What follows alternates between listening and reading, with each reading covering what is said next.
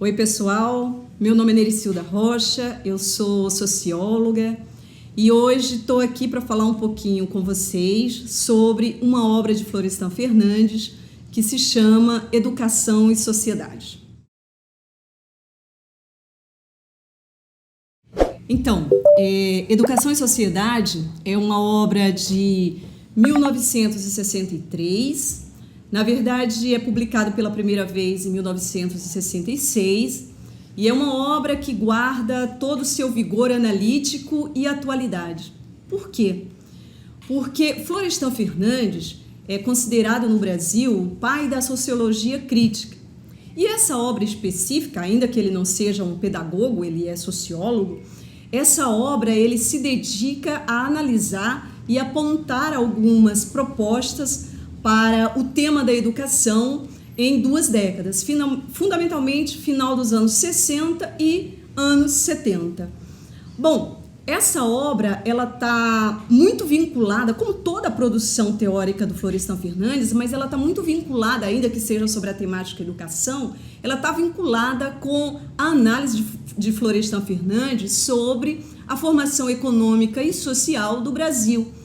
Então, é um livro, uma obra que debate educação, mas aliado ao tema de como a burguesia brasileira foi conservadora no seu processo de consolidação, de dominação, digamos assim.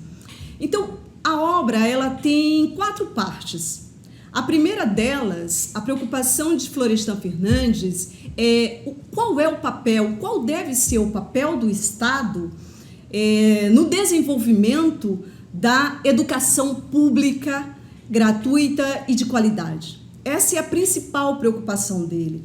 E ele vai dizer que o Estado, até então, ele não tem cumprido o papel que deveria nesse processo de desenvolvimento. Ele não acredita na educação como redentora de todos os problemas sociais, mas ele aponta, sim, que a educação ela tem que ser um fator social de transformação.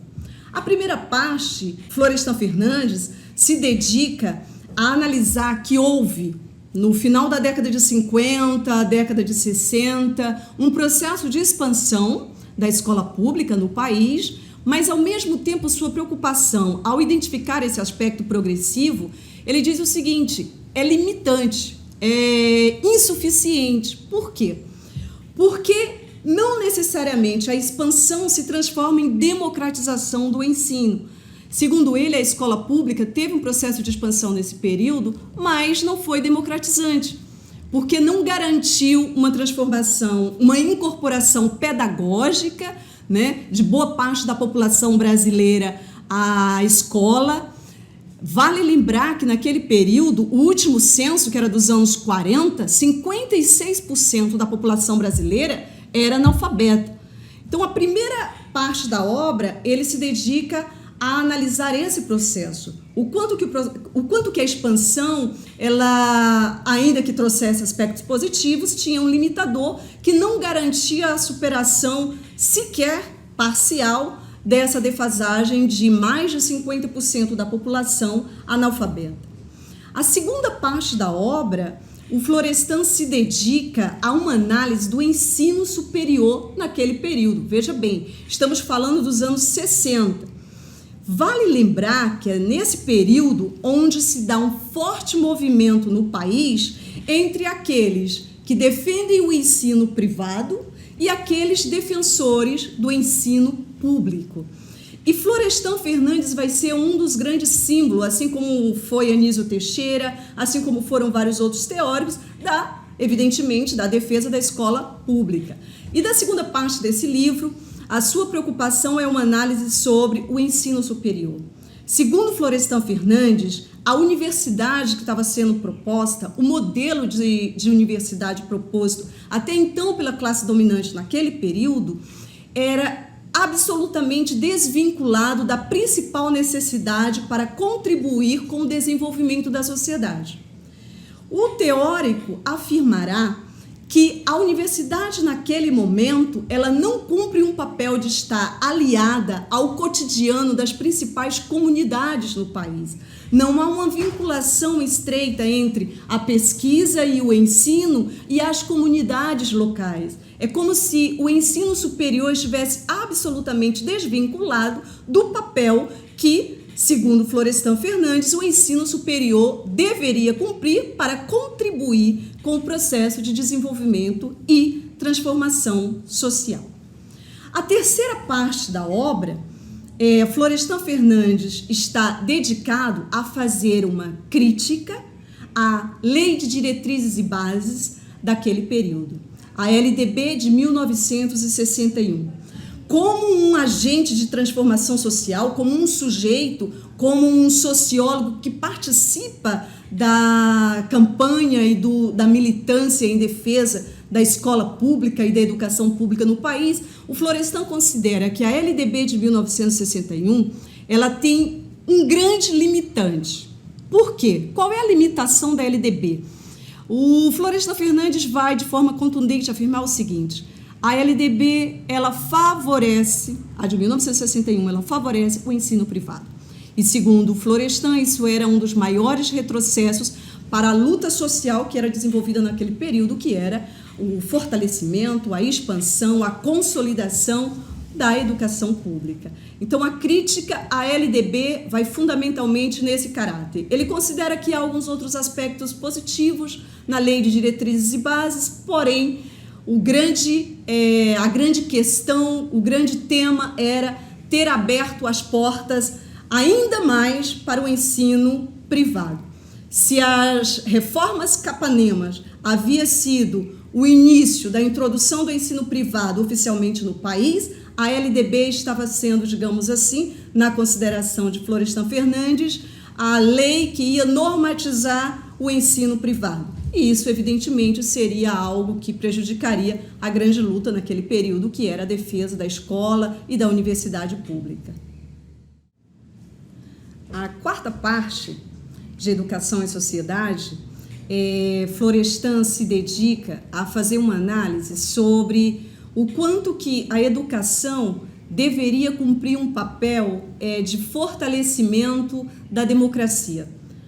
E esse debate é muito importante, porque, veja bem, aquele contexto dos anos 60, né, em particular 61, 63, o país está vivendo uma efervescência, várias mobilizações, e a grande preocupação de Florestan Fernandes é como que o tema educação não ficasse restrito aos educadores, não ficasse restrito aos muros das escolas ou das universidades.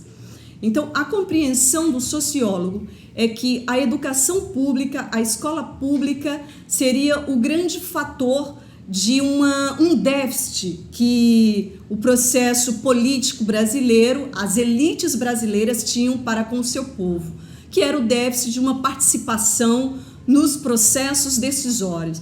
Então, Florestan Fernandes identifica que a educação pública voltada para as comunidades, voltada para o povo, voltada para as classes trabalhadoras, seria sim um fator de desenvolvimento social, de incorporação da sociedade civil e da maioria da população à educação, às informações e assim a sua incorporação ao poder de tomar algumas decisões. Então, a quarta parte da obra está muito dedicada a essa temática, como que a educação poderia cumprir um papel de ampliação do processo democrático no país. Não podemos perder de vista que Florestan Fernandes é um sociólogo muito preocupado em todas as suas obras. Essa temática é transversal, a temática da limitação da democracia no país. Ou, dito de outra forma, o quanto que as elites brasileiras foram incapazes, até aquele período de sua obra. Em outras obras, ele inclusive retorna a essa temática, reafirma isso, o quanto que as elites brasileiras foram incapazes de dar o menor acesso que fosse das classes subalternas à democracia, ao poder de decisão. Então, Florestan, ele vai ser muito contundente ao identificar que a educação que o país necessitava naquela época, e nós achamos que isso segue válido, segue atual, era uma educação que pudesse cumprir esse papel. O papel de dar acesso, o papel de dar a informação, o papel de dar a formação política crítica e, ao mesmo tempo, dar a esse sujeito a capacidade de tomar decisões, de participar da vida política do país. E essa é a grande crítica que o Florestan Fernandes vai fazer em Educação e Sociedade. Ele considera que o modelo de sociedade que as elites haviam planejado e estavam querendo vender do ponto de vista de ser uma modernização, havia um processo de desenvolvimento, de modernização da sociedade brasileira, mas a educação não acompanhava todo esse discurso, toda essa narrativa das elites. Então, a obra tem esse mérito de identificar as limitações, de fazer as críticas necessárias, mas de apontar algumas propostas do ponto de vista que a educação passasse a ser esse elemento transformador. E é importante a gente ressaltar que Florestan, ao analisar o tema da educação, ele vincula com sua preocupação, que perpassa toda a sua obra. É a preocupação de transformação da sociedade a partir dos sujeitos subalternos, a partir da classe trabalhadora. Ou seja, ele não acredita na educação como um fator de redenção de todos os problemas sociais, mas ele acredita sim que naquela fase transitória entre um capitalismo dependente e um capitalismo que poderia se desenvolver ainda mais na sociedade, a educação ela teria um papel importante, mas não que as elites apresentassem um projeto de educação que conseguisse cumprir esse papel. Elas eram incapazes disso.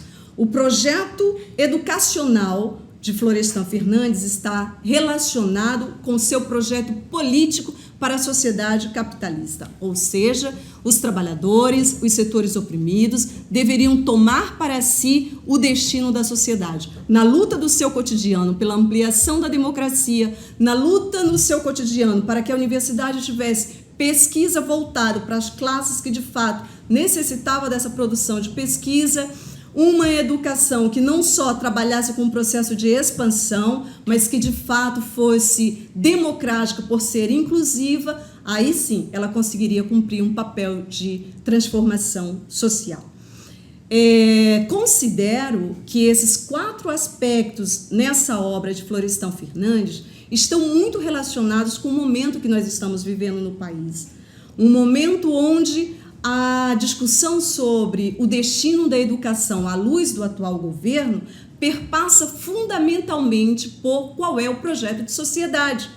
Então, nós estamos debatendo educação não apenas do ponto de vista do que foi lá em décadas anteriores, mas fundamentalmente do momento atual e também do futuro. Mas a educação atrelada a um modelo de sociedade. Então, hoje, se nós identificamos um projeto político a partir do governo federal, o Ministério da Educação, né, e a elite brasileira ainda, um projeto onde significa retrocesso na educação pública, um projeto onde o acesso democrático à educação, que falava Florestan, que naquele período estava sendo negado, hoje isso permanece, inclusive se intensifica, né? Também no momento atual, nós temos vários ataques do governo federal à educação pública. Então, nos parece que as 4 ideias centrais que Florestan Fernandes desenvolve, aponta em educação e sociedade, estão extremamente atuais. São temáticas que nós devemos fortalecer, aprofundar e seguir a luta. E aí eu repito, não apenas do ponto de vista teórico, analisando uma ou outra obra de vários educadores ou sociólogos no país, mas porque nós resgatamos aqui Florestan Fernandes, pelo seu compromisso de debater a temática aliado à militância, à ação social, à intervenção no cotidiano. Então, nos parece que esse momento político do 15 de maio, do 30 de maio, do 14 de junho agora, demonstram o quanto está válido, o quanto está atual a temática trazida por Florestan Fernandes em Educação e Sociedade e que agora nos cabe dar continuidade. Adotar novamente esses temas, atualizá-los e seguir em frente. Bom, eu espero que vocês tenham gostado. Convido a todos e todas a participar do canal, a assistir todos os vídeos, somar com a gente nessa luta.